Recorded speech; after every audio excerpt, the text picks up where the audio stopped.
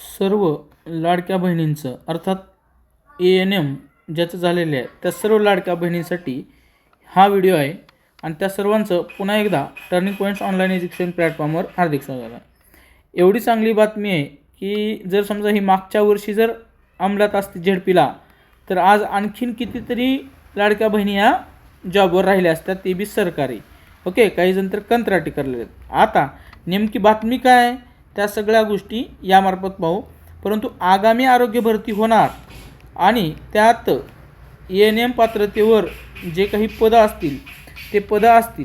Okay, आणि भविष्यात कदाचित झेडपीमध्ये सर्वाधिक ANM आरोग्य सेविका महिला जागा निघत असतात. त्यासाठी जर हे निकष लागू झालं तर अजून सोन्याहून पिवळं. आता ह्या सगळ्या गोष्टी मी टप्प्याटप्प्यानं तुम्हाला सांगतो. तत्पूर्वी ANM कोर्स ज्यांचा झालेला आहे त्यांना 201 रुपयामध्ये 201 रुपयात ANMचा परिपूर्ण असा कोर्स जो तांत्रिक अभ्यासक्रम आहे त्या अनुषंगानं कंप्लीट आहे. कारण तुम्हाला 80 प्रश्न जे आहेत ANM अर्थात तांत्रिकचे प्रश्न असणार आहेत आरोग्य विभागामध्ये. ओके, जिल्हा परिषदेमध्ये तुम्हाला झेडपीमध्ये 40 तांत्रिक प्रश्न असतात, हे लक्षात घ्या. ओके, आणि खूप महत्त्वाचं आहे ANMला 201 रुपयामध्ये तुम्हाला हा कोर्स उपलब्ध आहे, तो जॉईन करा. आणि तुम्ही तलाठी भरलेला असेल तर तलाठीसाठी 199मध्ये 5000 PYQ असतील. याबद्दल मी आणखीन तुम्हाला सांगेलच. ओके, पत्र काय ते तुम्हाला मी थोडक्यात वाचून दाखवतो. पत्राची तारीख काय ही आहे 30 जुलै. ओके, 30 जुलैचा पत्र आहे. रात्री खूप उशिरा आलं ते. तर सार्वजनिक आरोग्य विभाग तसेच ग्रामविकास विभागाच्या अखत्यारीतील आरोग्य उपकेंद्रातील आरोग्य सेविका पद भरती करा, पात्रता निकष करणं. आता मुद्दा हे आहे, मी आत्ताच व्हिडिओमध्ये म्हणलं होतं की जिल्हा परिषदला देखील लागू व्हावं. तर ऑलरेडी ही जी पत्र आहे जिल्हा परिषद ग्रामीण विकास विभागाच्या अंतर्गत येतं. ओके, त्यामुळे हे जे पत्र आहे हे दोन्हींसाठी लागू आहे. त्यामुळं एवढी खूप संधी साधून आले ANMला. आता पुरुष मंडळींनी ज्यांचं ANM झाले त्या सर्वांना त्यांनी सपोर्ट करावा अशी विनंती मी करतो. ओके, आणि त्यासाठी तुम्हाला काहीच करायचं नाही. पास झाले की नोकरी अशी गोष्ट मागच्या वेळेस झाली होती. कारण 90 मार्क देखील खूप जणांना मिळाले नाहीत आणि जिल्हा परिषदमधल्या कितीतरी जागा जवळपास 30 ते 40% जागा या भरल्या गेल्या नाहीत. आणि ते कोर्ट केस झालं होतं. कारण GNMवाले म्हणत होते किंवा BSc नर्सिंगवाले म्हणत होते आम्हाला त्या जागेवर घ्या. तर त्यांची केस टिकू शकल नाही कोर्टामध्ये. कारण त्यांचं म्हणणं आहे की ANMच्या जागेवर ANMच. ओके, बरोबर. तसं D.Edच्या जागेवर B.Edच्या विद्यार्थ्यांना घेतलं जात नाही. बरोबर ना. ओके, प्राथमिक शिक्षकच, माध्यमिकच. ओके, असं ह्या गोष्टीमुळे घेत नाही. मग असं जर काही असतं तर कोणीही कुठेही इन्व्हॉल्व झालं असतं. D.Pharmacyचे म्हणले असते आम्हाला पण घ्या. त्यामुळं ANM जो कोर्स झालेला आहे त्यांना सगळ्यात जास्त संधी जी आहे ती मागच्या वेळेस होती, परंतु त्यांनी केलेली नाही. मग आता ते पत्र नेमकं काय आहे आणि कसं आहे ते समजून घेऊ. ओके, तत्पूर्वी तुम्ही टर्निंग पॉईंट्स लाडक्या बहिणीने टर्निंग पॉईंट्स ॲप डाउनलोड करा आणि आरोग्य विभाग फोल्डरमध्ये जाऊन तुम्हाला 201 रुपयामध्ये ते कोर्स आहे. PYQ, MCQ आणि नोट्स. पण नोट्स डाउनलोड करता येणार नाही, प्रिंट काढता येणार नाही, कारण तुम्हाला ते पुस्तकाचे नोट्स दिलेले आहे. आरोग्य विभाग तांत्रिक डायरी 6वी आवृत्ती ह्या 4-8 दिवसामध्ये तुम्हाला उपलब्ध होऊन जाईल. ओके, ते घ्या, जॉईन करा. 201 रुपये कुठं आणि तुम्हाला पहिला पगार मिळणारा 50,000 कुठं हे लक्षात घ्या तुम्ही. हां, ठीक आहे. सामान्य प्रशासन विभाग शासन निर्णय क्रमांक तो 2000 मेचा. ठीक आहे, ती सोडून द्या. माननीय मुख्य सचिव यांच्या अध्यक्षतेखाली नंदुरबार जिल्ह्यातील आरोग्य सेवकांची रिक्त पदे भरण्याबाबत बैठकीची इतिवृत्त. ही सगळ्या गोष्टी आल्या. आता पुढे बघू. महाराष्ट्र शासनाच्या आरोग्य यंत्रणेत आरोग्य सेविका ANM हे पद अत्यंत महत्त्वाचे आणि ग्रामीण व्यवस्थेचा मुख्य कणा मानले जाते. तर ह्याच्यात काहीच डाऊट नाही. ग्रामीण अर्थव्यवस्थेचा जो आहे तो कणा म्हणजेच आरोग्य सेविका आहे. कोणत्याही पदापेक्षा तुम्ही प्राथमिक आरोग्य उपकेंद्र बघा, तिथं महिला कर्मचारी असते आणि ती खरंच ग्रामीण भागातील आरोग्य सेवेचा कणा आहे. त्यांना आपण मनापासून सॅल्यूट करू. ओके, ग्रामीण आरोग्याचा मुख्य आधार असणाऱ्या आरोग्य सेविका थेट गावागावात वाड्या वस्त्यावर जाऊन आरोग्यसेवा पुरविण्याचे काम करतात. 100% करतात. प्राथमिक आरोग्य केंद्र PHC आणि उपकेंद्र सब सेंटर स्तरावर त्या कार्यरत असतात. ज्यावेळी डॉक्टर उपलब्ध नसतात त्यावेळी आरोग्य सेविकाच पहिली वैद्यकीय मदत पुरवतात. 100% पुरवतात आणि खूप चांगल्या पद्धतीनं पुरवत असतात. माता आणि बाळ संगोपनाच्या दृष्टीने गरोदर महिलांची नोंदणी करणे त्यांची नियमित तपासणी करणे आणि त्यांना आवश्यक लोहयुक्त गोळ्या, आयर्न गोळ्या व लसीकरण देणे ही त्यांची जबाबदारी असते. आणि नवजात बालकासह 5 वर्षापर्यंतच्या मुलांचे संपूर्ण लसीकरण वेळेत पूर्ण करण्याची मुख्य जबाबदारी त्यांच्यावरच आहे. कोणावर आहे? आरोग्य सेविकेवर, ANM झाले त्यांच्यावर. ज्यामुळे बालमृत्यूचे प्रमाण कमी होण्यास मोठी मदत झाली आहे. महाराष्ट्र शासनाच्या विविध आरोग्य योजना, उदाहरणार्थ जननी सुरक्षा योजना, मातृवंदन योजना तळागाळातील लोकांपर्यंत पोहोचवण्याचे काम देखील कोण करत असतं? आरोग्य सेविका करतात. महाराष्ट्रातील विशेषतः दुर्गम आणि ग्रामीण भागातील आरोग्य दर्जा सुधारण्यात आरोग्य सेविकेचे योगदान अतुलनीय आहे. अतुलनीय म्हणजे खूपच अतुलनीय आहे, त्याला ते नाकारून चालणार नाही. म्हणूनच त्यांची रिक्त पदे भरणे आणि पात्रता निकषावर योग्य निर्णय घेणे राज्याच्या आरोग्य व्यवस्थेसाठी अत्यंत गरजेचे आहे.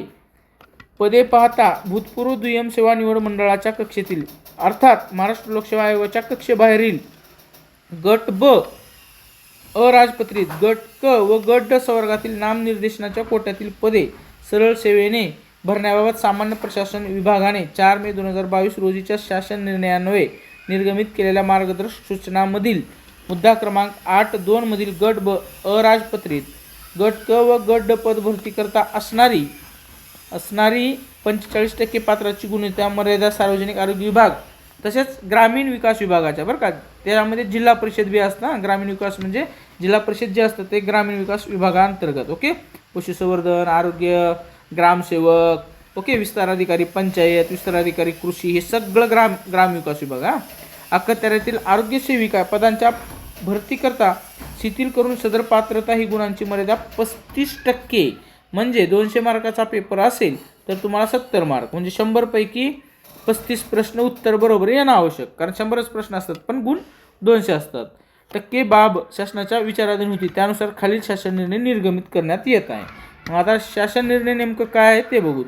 भूतपूर्व दुय्यम सेवा निवड मंडळाच्या कक्षेतील महाराष्ट्र लोकसेवा आयोगाच्या कक्षेवरील गट ब अराजपत्रित, गट क व गट ड संवर्गातील नामनिर्देशनाच्या कोट्यातील पदे सरळ सेवेने भरण्याबाबत सामान्य प्रशासन विभागाने 4 मे 2022 रोजीच्या शासन निर्णयान्वये निर्गमित केलेल्या मार्गदर्शक सूचनांमधील मुद्दा क्रमांक 8.2 मधील नमूद गट ब अराजपत्रित, गट क व गट ड पद भरतीकरिता असणारी 45% पात्रता गुणांची मर्यादा सार्वजनिक आरोग्य विभाग तसेच ग्राम विकास विभागाच्या अखत्यारीतील आरोग्य सेविका पदांच्या भरतीकरता शिथिल करून सदर पात्रता गुणांची मर्यादा 35% करण्यास मान्यता देण्यात येत आहे. सदर पदांच्या भरतीकरिता सामान्य प्रशासन विभागाच्या 4 मे 2022 रोजीच्या शासन निर्णयामधील उर्वरित तरतुदी कायम राहतील. ठीक आहे, बाकीच्या उर्वरित, परंतु आरोग्य सेविकाला जी पासिंगची अट आहे, ओके, पात्रतेची अट ती 35% केली. असं का केलं माहिती का? मागच्या वेळेस, आता तुम्हाला खोटं वाटत असेल, अतिरिक्त वाटत असेल, कुणी आरोग्य सेविका झाला असेल तुमच्या बॅचमधलं, तुमच्या गावातील, त्यांना विचारा, त्यांना 100 मार्क, 110 देखील, 110, 120 देखील स्कोअर नसेल. खूप झालं. 90 मार्कावाले देखील महिला मंडळी, माझ्या लाडक्या बहिणी ANMचं मागच्या वेळेस देखील सांगत होतो, अरे करा रे जिल्हा परिषदला 30 ते 40% जागा रिक्त राहिलेल्या आहेत. हे वास्तव आहे. 20% बी जागा रिक्त राहणं म्हणजे काय चेष्टा आहे का? आम्हाला सांगा तुम्ही. म्हणजे पास होण्यासारखं शासन 90 मार्क देखील तुम्ही घेऊ शकत नाही, मग तुम्ही नोकरी करायला पात्र नाही. पण आता शासन हे देखील केलेलं आहे की ठीक आहे बा, तुम्ही 90 घेत नाही, 70 तर मार्क घ्या, तेवढं तर नॉलेज पाहिजे, नाही तर कुठंतरी दुसरीकडेच एखादी गोळी द्यायचं तर दुसरीच गोळी देऊ शकेल. ह्यासाठी ही परीक्षा असते. आणि कृपया करून एवढं बी अवघड नाही की तुम्हाला 70 मार्क पडू नये.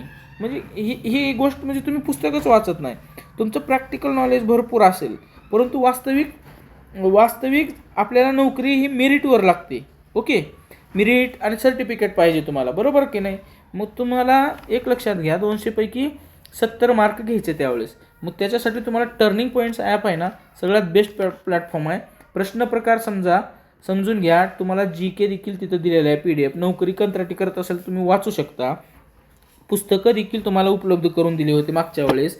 ज्यांनी 2 महिने अगोदर अभ्यास केला ते आज नोकरीला लागले, आणि ज्यांनी दुर्लक्ष केलं ते दुर्लक्षच करून राहिलेली, अशी गोष्ट आहे. मग तुम्हाला ती 201 रुपये ही तुमच्यासाठी मोठी गोष्ट नाही, आमच्यासाठी कमी आहे फी. ओके, आम्ही कमी ठेवली फी, लक्षात घ्या तुम्ही. आणि असं बी काही ॲडमिशन होतात अशातला भाग नाही, परंतु ज्यांनी होतात त्यांना नोकरी लागते, ही एवढी सत्य पण करायला पाहिजे. ओके, ठीक आहे. हे झालं. पुढचा जो मुद्दा आहे त्यात काय नाही, सदर शासन निर्णय मुख्यमंत्री महोदयाने दिलेल्या मान्यतेतून निर्गमित करण्यात येत आहे, म्हणजे साहेबांनी, देवेंद्र फडणवीस साहेबांनी मान्यता दिली. ओके, आता हे सगळं झाल्यानंतर तुम्हाला काय करायचं, ही सगळ्या गोष्टी पत्र वगैरे मी इथं दिले, ही PDF तुम्हाला डिस्क्रिप्शन बॉक्समध्ये लिंक मिळून जाईल. आणि आता सध्या तुम्हाला आरोग्य विभाग तांत्रिक डायरी पुस्तक येणार आहे, हे एक लक्षात घ्या. हे TCS IBPS जे आहे, जर परीक्षा तुमची TCS घेणार असेल तर हे स्मार्ट स्टडी पब्लिकेशनचं एक जे आहे गणित, बुद्धिमत्ता, इंग्रजी जे व्याकरण आहे त्या सगळ्यासाठी अभ्यास करण्यासाठी उपयुक्त असं पुस्तक आहे. आणि जर तुम्हाला 25,000 GK पाहायचं असेल तर हे सगळ्यात बेस्ट आहे TCS IBPS सामान्य ज्ञान वन लायनर. हे पुस्तक ना अंगणवाडीसाठी देखील GK कवर होऊन जाईल. आणि अंगणवाडीचं आता ज्याचा BA झालेला आहे आणि याला अंगणवाडी सुपरवायझर व्हायचे आहे त्याच्यासाठी सध्या मार्केटमध्ये हे 2 पुस्तकं उपलब्ध आहेत. आणि अंगणवाडी मेंटरशिप प्रोग्राम देखील ॲपवर आहे. आता घ्या म्हणायचं कारण तुम्ही घेऊन देखील पास होत नाही, घरी घेऊन काही ना काही त्या संपर्कात राहील कोर्सच्या, बरोबर. काही अडचण असेल तर हा नंबर आहे, ओके, 8999561313, त्यावर व्हॉट्सअप करू शकता. तुम्हाला एवढं सांगून देखील मागच्या वेळेस पास झाले नाही आणि जागा रिक्त राहिल्या नाही, तर आज तुम्हाला 50-60 हजार पगार असते. आता ही जर व्हिडिओ कोणी पुरुष मंडळी बघत असेल तर त्यांनी त्यांच्या घरी जी महिला मंडळी आहेत आणि ANM झालं असेल त्यांना जरा सपोर्ट करा, मार्गदर्शन करा, म्हणजे त्यांना यश मिळायला मदत होईल. ओके, व्हिडिओ आला तर नक्की शेअर करा, सबस्क्राईब करायला विसरू नका. Thanks for watching this video.